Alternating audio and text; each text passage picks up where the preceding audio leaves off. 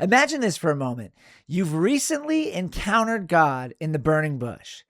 He's chosen you to confront the most powerful ruler on earth. He's promised to rescue his people through you. He's given you powerful signs. He's answered every objection that you have. After years of fear and hesitation, you finally obey. You gather your wife, you gather your sons, and you begin the journey to Egypt. And then, in the middle of the night, as you're on your way back to Egypt, God tries to kill you. That's exactly what Exodus 4 appears to say. At a lodging place on the way, the Lord met him and sought to put him to death. But why? Why would God call Moses to rescue Israel only to kill him before his mission even begins? Was God still angry because Moses resisted the call? Was this some sort of test? Was there something else in Moses' life God was after?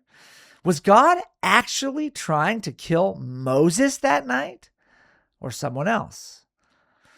These are only some of the questions we need to answer if we're going to understand this story and then be able to answer the biggest question of all. Why is this bizarre little story even in the Bible to begin with? Today, we're going to answer all these questions and more. And by the end of this video, I think you'll see that this confrontation, if you will, between God and Moses wasn't an interruption to Moses' mission. It was God's final step in preparing him for it. So let's briefly set the stage. At this point in the story, Israel has been in slavery for 400 years. God has appeared to Moses in the burning bush at Mount Horeb.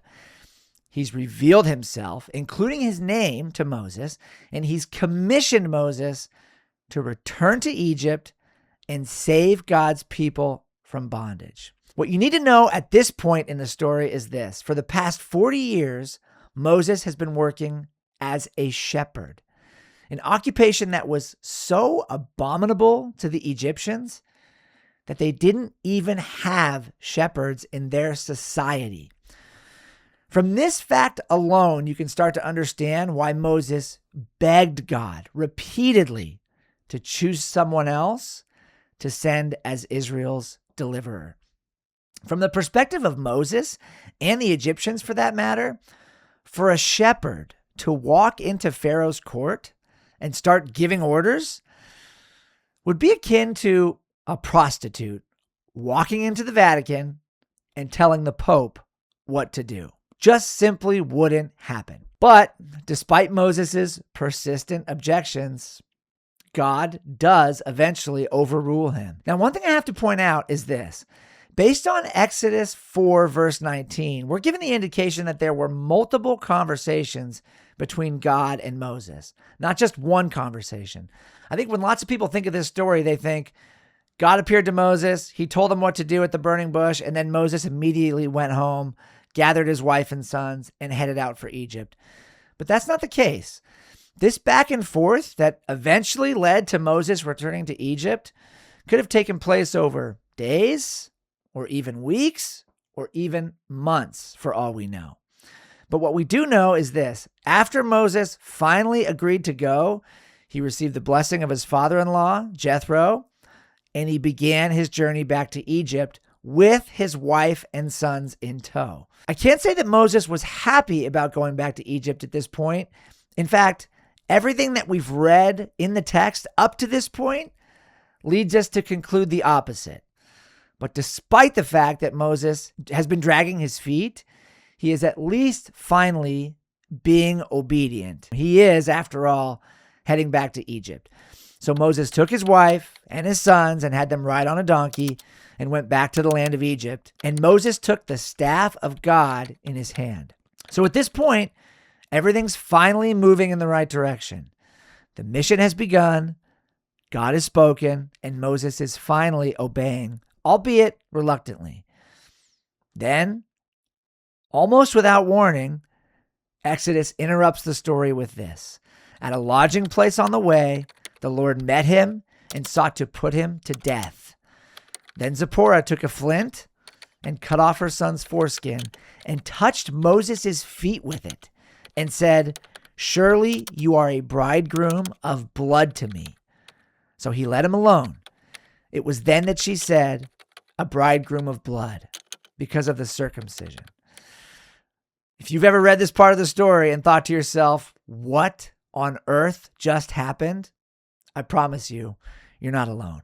So the first question we need to answer is this. Who was God trying to kill that night? Was it Moses or Moses' son, Gershom? While at first glance, it appears God's trying to kill Moses, there's a problem. In Hebrew, in the original language that the text was written in, the pronouns throughout this passage are completely ambiguous. And Moses is never specifically named. It's not clear who is being referenced. This is precisely why some scholars have argued that God was actually trying to kill Moses' son, Gershom, the very son whom Zipporah circumcises in the story. Zipporah is Moses' wife, in case I didn't mention that. Now, in order to show you why this is so important, allow me to read the passage exactly as it appears in Hebrew without adding any names in order to make it more understandable, which is what 9 out of 10 English Bible translations do. They add Moses' name into this verse, into this passage, I should say, 1 or even 2 times. But this is how it reads in the original language. At a lodging place on the way, the Lord met him and sought to put him to death. Then Zipporah took a flint and cut off her son's foreskin and touched his feet with it and said, "Surely you are a bridegroom of blood to me." So he let him alone. Do you see how the text never actually identifies who him is? Most translations supply the name Moses in 1 or 2 places, but it's not actually there in the Hebrew or Greek text of the Old Testament. Now, I've struggled with this specific part of the story for a while, and I'll be honest, for most of my life, I've thought, even though I didn't really understand why, that God was trying to kill Moses in this story. But after reading the arguments and spending hours thinking about this, I began to wonder if it was actually Gershom that God was trying to kill that night, not Moses. Now, let's be clear about one thing. Regardless of who God was actually trying to kill in this story, there can be no doubt that if God wanted somebody dead, that person would be dead. That's why, despite the language that's used in verse 24, the Lord sought to put him to death, I prefer to say it this way. God threatened somebody that night. He threatened to put somebody to death. Whether it was Moses or Gershom, their life was in danger because God was threatening them if immediate action wasn't taken. Why was God threatening someone's life that night? Well, we'll get to that in just a second.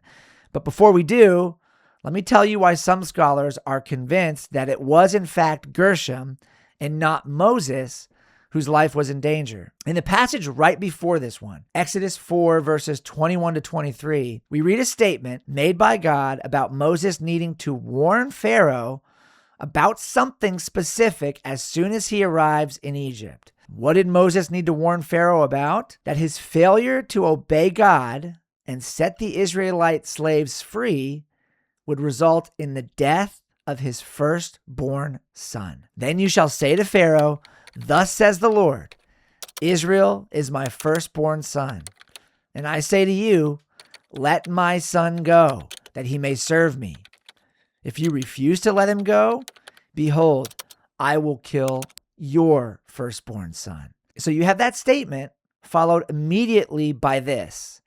At a lodging place on the way, the Lord met him and sought to put him to death. Do you see the connection here between firstborn sons?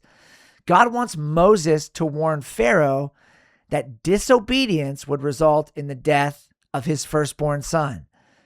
Then suddenly, in the next verse, some unknown male in Moses' camp is being threatened by God. It either has to be Moses or one of his sons, presumably his firstborn son, Gershom. Furthermore, the only two things that are clear in this story are that A, the person who was circumcised was Gershom, not Moses, and B, Zipporah, Moses' wife, is the one who acted to perform the circumcision. Now, on the other hand, scholars who believe that it was Moses whose life was under threat point to the fact that the entire story up to this point centers around Moses. In the previous passage, God was talking to Moses, not Gershom. So it only makes sense that this part of the story is also about Moses. The text gives us no indication that the subject has changed. You see how there's good arguments on both sides? Was it Moses who God was threatening, or was it Gershom? Which one of these arguments is correct? Well, we'll get to that in a minute. But before we do, we have to address the biggest question of all. Why was God trying to kill someone in the first place? In Genesis 17, God made a covenant with Abraham that required every male descendant of his to be circumcised. Every male among you shall be circumcised. It shall be a sign of the covenant between me and you. How serious was this to God? So serious that anyone who didn't fulfill this obligation would be cut off from the people of God. Any uncircumcised male shall be cut off from his people. He has broken my covenant. Again, this was to be the sign of covenant membership for as long as the covenant lasted. What do we know from this story about at least one of Moses' sons, namely his firstborn son, Gershom? That he was not circumcised, or at least he was not properly circumcised. There's a couple of interesting things to note here. First, circumcision was in no way foreign to other groups outside of the Israelites in the ancient Near East. In fact, the Egyptians themselves practiced a form of circumcision, but it was not anything like Israelite circumcision. Egyptians split the foreskin in two. They didn't remove it. The Israelites, for their part, thought that this was shameful, according to Joshua chapter 5. Now, the other group of people who factor into this story are the Midianites, the people that Moses has been living with for 40 years. Remember, he married a Midianite woman, and he raised his sons in a Midianite society. The Midianites did practice full circumcision. In fact, it may surprise some people to know that many of the Midianites were actually worshipers of Yahweh. They themselves were descendants of Abraham through one of his sons with Keturah, his wife after Sarah. So the covenant didn't necessarily apply to them, but many of them did worship Yahweh. They just had their own customs and forms and ways of doing so. But this is where things get interesting. Even though Midianites circumcised their males, most scholars think that unlike the Israelites, Midianite boys were circumcised either in adolescence or before their weddings, not during infancy. Why does this matter, and how does it play into the story? Because Israelite boys were always circumcised on the 8th day of their lives. This was part of the covenant stipulations, and it was non-negotiable. Genesis 17, 11, and 12. You shall be circumcised in the flesh of your foreskins, and it shall be a sign of the covenant between me and you. He who is 8 days old among you shall be circumcised. Could this help to explain what's going on in this story? I believe it absolutely does. If Moses and Zipporah followed Midianite custom when it came to circumcising their oldest son, then despite the fact that he was technically an Israelite through his paternal lineage, Gershom was living outside the covenant. And it was Gershom's father, Moses, who had been disobedient to God in not circumcising his son on the 8th day of his life. This not only explains why God threatened someone's life that night, it also explains why Zipporah knew exactly what needed to be done. In the story, she doesn't hesitate. She doesn't blink. As soon as the threat appears, she picks up a flint and circumcises her son. Now, for me, understanding this made the whole story come together.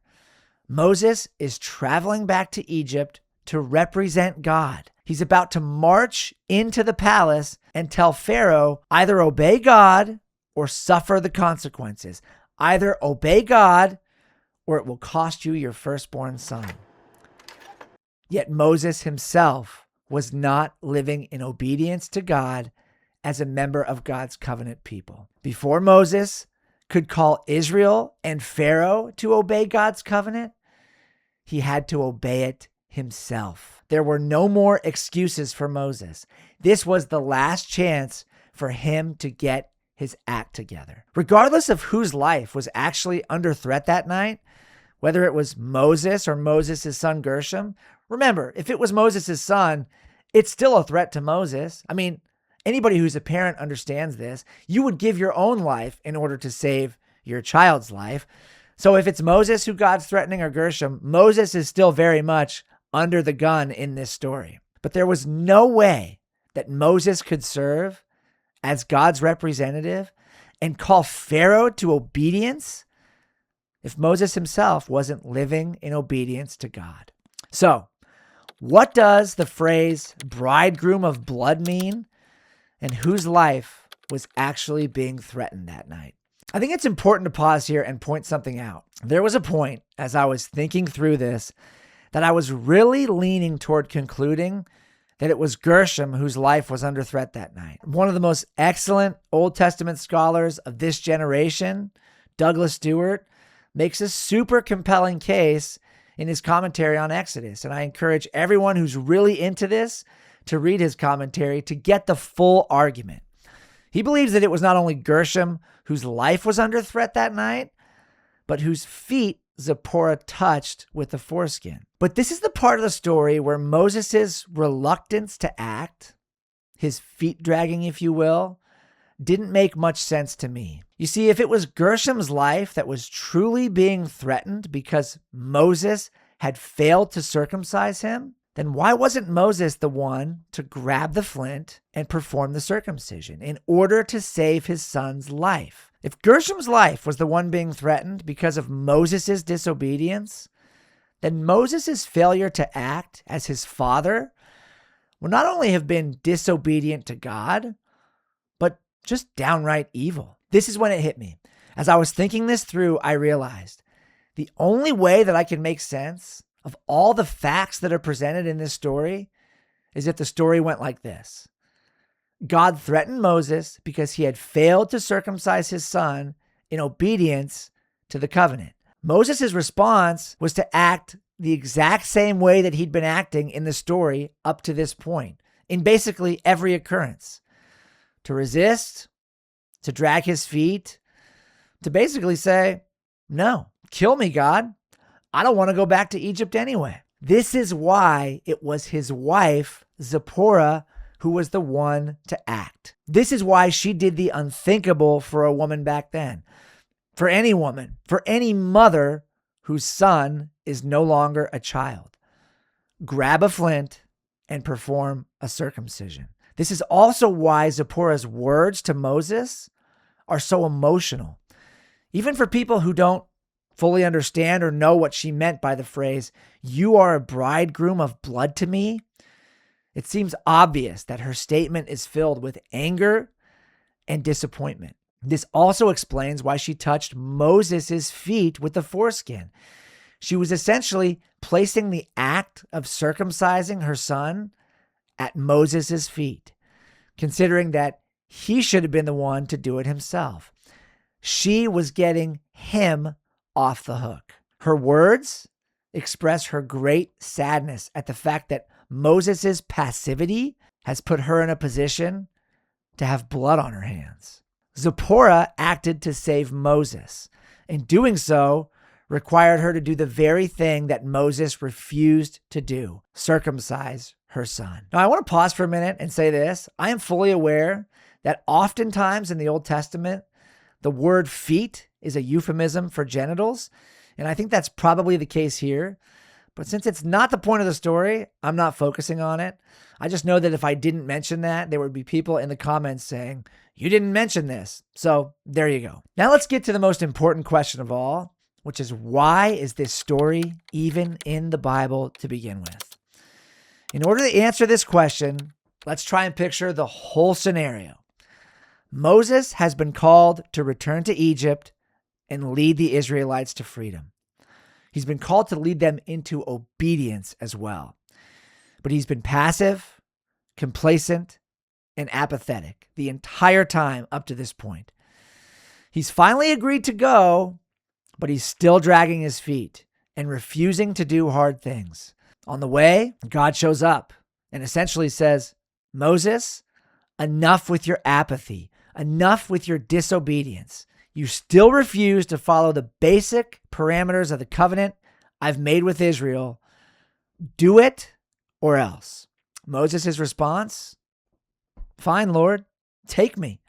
I don't want to do this anyway. So his wife grabs the flint and circumcises Gershom, thus saving Moses' life. After everyone comes to, Moses is riddled with guilt and shame based on the fact that he was essentially willing to give up. On top of that, his wife had more courage and conviction to act than he did. She was willing to do the hard thing. And as a result, both his son and his wife are humiliated at what they were forced to endure and the position that they were put in. How could you have put us in this position, Moses? This is what your passivity has caused. Was this moment the wake-up call that Moses needed?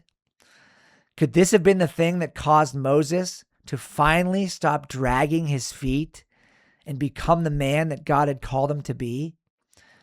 I believe it was. I can only imagine that failing to act in a moment such as this would have been shameful for Moses. Perhaps even worse would have been the realization that his wife had more conviction than he did, and her actions ended up saving his life. Perhaps it was all of this, along with Zipporah's rebuke. You have become a bridegroom of blood to me, that finally woke Moses out of his spiritual slumber. This would also explain why Moses sent his wife and sons back to Midian after this, which is exactly what he did. He was not only finally ready to obey God, but to be decisive as well. You see, God never told Moses to take his family to Egypt. So at this point, he decided he wasn't going to endanger them anymore, and he sent them home. He was finally ready to be the leader of his family, thus making him ready to be the leader of Israel. At first glance, Exodus 4 feels completely out of place. God calls Moses, then apparently tries to kill him. But once we understand this story in its historical context, everything changes. Moses wasn't being simply called to confront Pharaoh. He was being called to represent the God of Israel. And the man who would soon command an entire nation to keep God's covenant couldn't ignore the covenant in his own home, in his own life.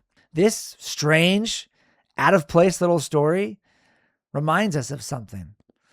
God's calling never excuses disobedience. And that's a word that the church desperately needs to hear today.